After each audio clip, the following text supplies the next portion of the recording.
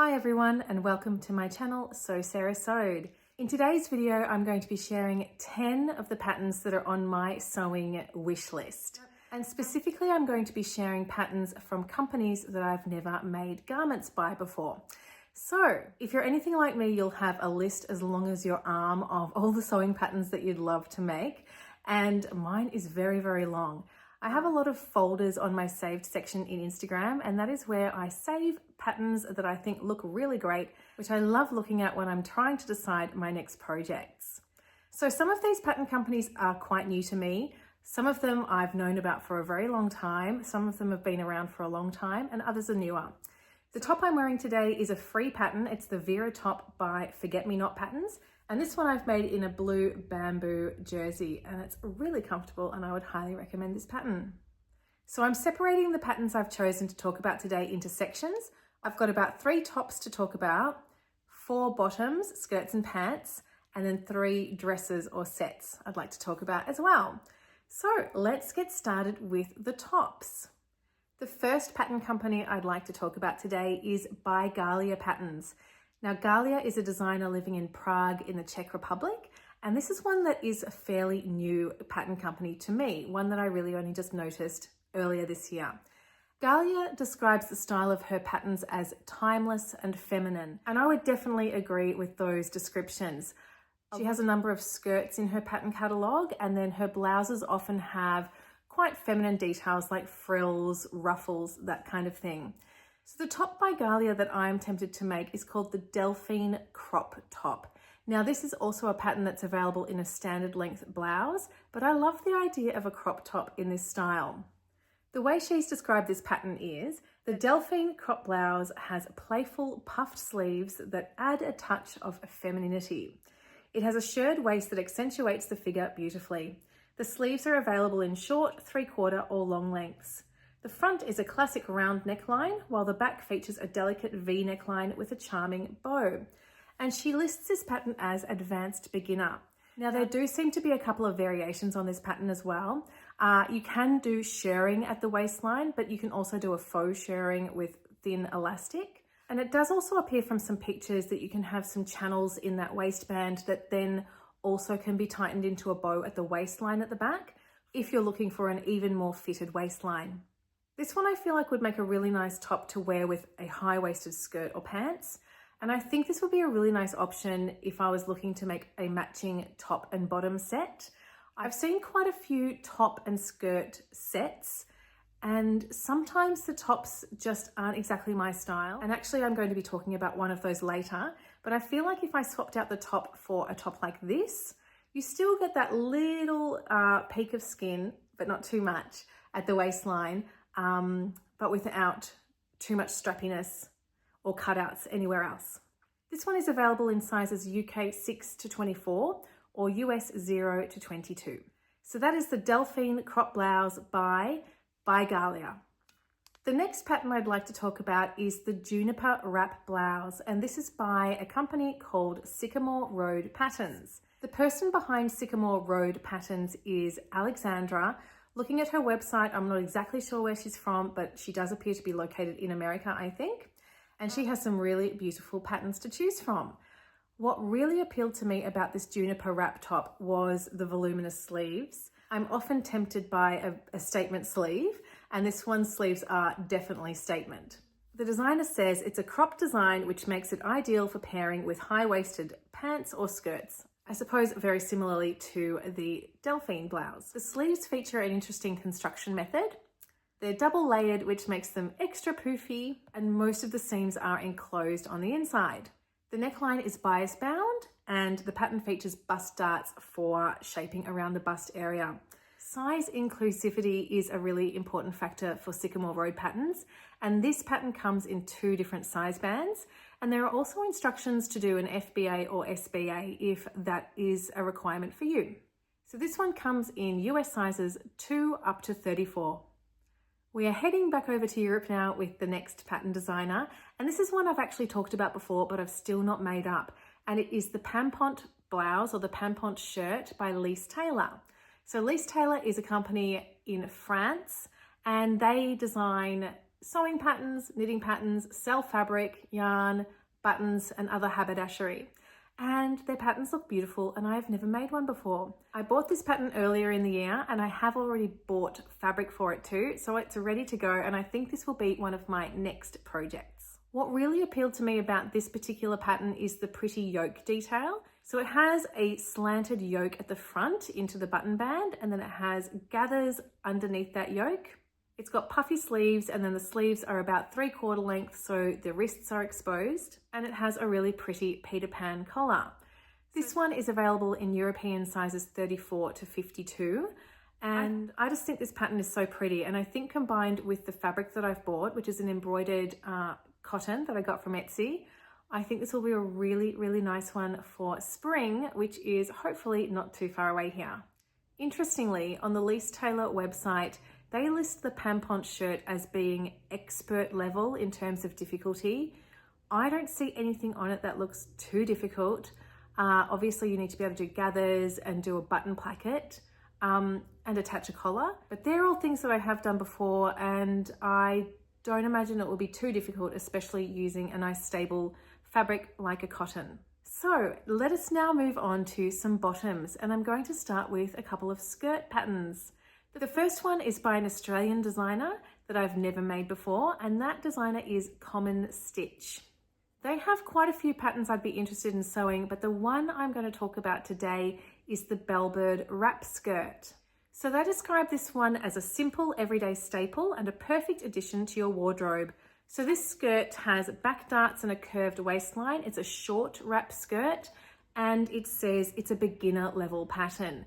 It comes in sizes 6 to 20, and I think it looks really sweet. I actually have some fabric I'm thinking could make a really nice Bellbird wrap skirt, and it's one of my ikat fabrics that I got last year.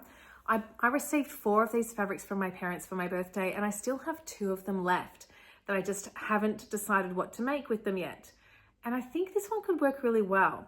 I think the wrap style combined with the ikat fabric, it'll kind of look a little bit like a sarong, which I think will work really nicely. And I think this could be a really handy skirt to have wearing down to the beach, that kind of thing. A nice easy one to throw on over bathers. And I do think this is one that I will try and make at least before the summer is here. The next pattern is another one I have talked about before, and it's by Le Perline in Montreal, Canada. And the pattern is the Reso skirt, and this is a free pattern. So this one is one I talked about in So Frugal back in March, and I haven't got around to making it yet. When I talked about it earlier in the year, I thought about making it in like a lightweight fabric that I could wear over tights and with boots, and kind of a winter kind of style for this skirt. And I do think that would be really good still. This is a bias cut mini skirt, and it's available in 2 different lengths. And I think it looks really cute. However, I think I'm more likely now to make a summer version. So one that I can wear in spring and summer, again, just a lightweight cotton or viscose or something like that. Probably more likely to lean towards a linen or a cotton, because when I have made a bias cut skirt using viscose in the past, it wasn't my favorite thing ever. Just so slippery. So Sera, who is the designer behind Le Perline, writes this about the skirt. The Reso mini skirt, aka your new favorite TNT pattern, is an A-line mini skirt with an elastic waistband for maximum comfort. Reso is cut in the bias to give it fluidity, a bit of stretch, and that beautiful drape. The pattern comes with 2 mini lengths and goes up to a 60¼ inch hip. The instructions for this pattern are written in French and in English, and I have already printed this pattern, so I do think this one will be sort of towards the top of my sewing list as we get further into spring and summer. The next pattern I'd like to talk about is by Paper Cut Patterns. I've known about paper cut patterns since I began sewing, which is about 5 years ago, but I still have never made any of their patterns. And the pattern that particularly interests me by Paper Cut Patterns is the Sera Pants. This is what Paper Cut have to say about the Sera Pants. Designed for maximum comfort and style, the Sera Pant offers multiple options to fit your needs. High-waisted with a choice of straight or barrel leg, you can choose between cute, rounded front pockets or spacious utilitarian-style patch pockets. Back darts and large back patch pockets provide a flattering fit while keeping essentials close at hand. This one can also be cut as shorts for the summer months. The skill level is listed as intermediate, and this one is available in New Zealand or Australian sizes 6 to 20. Personally, it's the barrel leg style that appeals to me, and I can see myself one day making this pattern in a heavyweight twill or something like that. The other pair of pants on this list is the Bisque Trousers by Vivian Xiao Chen. I love the way these trousers look. Vivian is an interior designer and interior architect living in America, and she also designs sewing and knitting patterns. She writes, "Our patterns are known for thoughtful design details, wearability, and high quality finishing." So the Bisque trousers are elasticated waist trousers featuring deep front pleats, slant pockets, and darts at the back. The fit is a high waist, slightly dropped crotch, loose legs, and a slightly cropped ankle length. The silhouette is relaxed yet structured due to the lines created by the front pleats and pockets. There are 3 views included in this pattern. View A has a tapered leg, View B has a wide leg, and View C is shorts length. I particularly love the tapered leg version, and I really love the wool checked version that Vivian has made and that she's put up on her Instagram. They just sound absolutely luxurious and look beautiful, and I would love to make something like this for work one day. I rarely wear pants to work in the winter, and it's mostly because I dislike the feeling of a tight waistband. And most of my elasticized waist pants are made in linens or much more lightweight fabrics that I really can't wear in the colder months. So a really nice pleated pair of wool pants, I think, would be a fantastic addition to my wardrobe. And this might go on the list for me to make next year, I think. This pattern has a wide size range. It comes from sizes 00 to 34. And yes, I absolutely love the look of this pattern. Like all of the patterns I'm talking about today, I'd love to hear if you've had any experience making them, or if you have any favorites among them, or if any of them stand out as something you would also like to try making. So that brings us into our final category, which is dresses or sets. The first one I'm going to talk about is a pattern by BF Patterns, or Blackbird Fabrics Patterns. So I've kind of cheated a little bit in including this one because I have made a BF Patterns pattern before, but it wasn't an item of clothing. So I've decided I'm allowed to leave this one in. The one that I have made is the Bestie bag, and I've actually made 7 Bestie bags. So I definitely love the Bestie bag, but BF Patterns also has 5 garment patterns, and they have another bag pattern as well. So 2 bag patterns and 5 garment patterns so far in their catalogue. There are a couple of patterns that have been really tempting me by BF Patterns, but one in particular is the Selena Set, which is described as being a simple and feminine woven halter top and skirt. The top features a high neckline finished with bias binding and a keyhole opening at the back. The darted bodice is semi-fitted and gathers into an elastic waistband that sits at the natural waist. The lined skirt has a gentle A-line shape and midi length with a slightly gathered elastic waistband and centre-back invisible zipper closure. You can also anchor your set at the front waist with an optional button and loop to transform your separates into a dress. The level of difficulty is listed as a confident beginner, and this one comes in sizes 0 to 34. Now, this is an example of what I was talking about before in terms of loving the look of a set, but just not being confident that the top really does fit my reality of what I like to wear. As you can see in the pictures, it's a halter neck top, so it would require either a strapless bra or some kind of halter neck bra situation that I just don't find very comfortable. So while it looks really pretty, I just don't think it would practically be something I wore enough.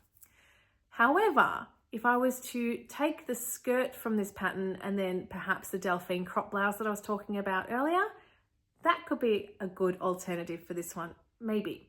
I guess the reason that I have kind of an interest in making this skirt when there are so many skirt patterns out there is the fact that it does combine that invisible zip with the elastic. And from listening to Caroline, who's the designer behind BF Patterns and also one of the hosts on Love to Sew, I know that she's very particular about wanting to explain things really well. And I have never been able to make anything with an invisible zip. I've actually only tried once, and it was about 5 years ago, and it was trying to make the Winslow pants, Winslow culottes, and I didn't have any success with it, and I've just never tried again.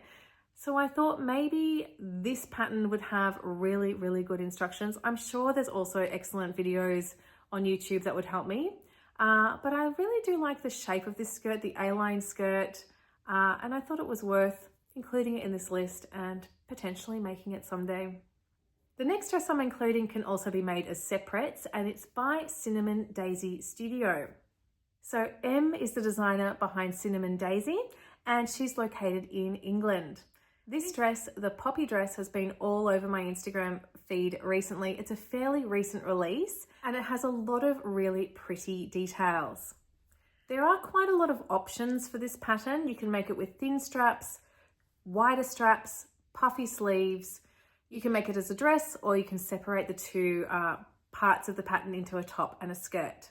The bodice is fully lined and all seams are finished with French seams, giving you a beautifully clean interior, no overlocker needed. That particularly does appeal to me because I don't actually have an overlocker, and I generally use a zigzag stitch on my seam finishes or sometimes French seams, so knowing that sort of thing is inbuilt into the pattern is very appealing.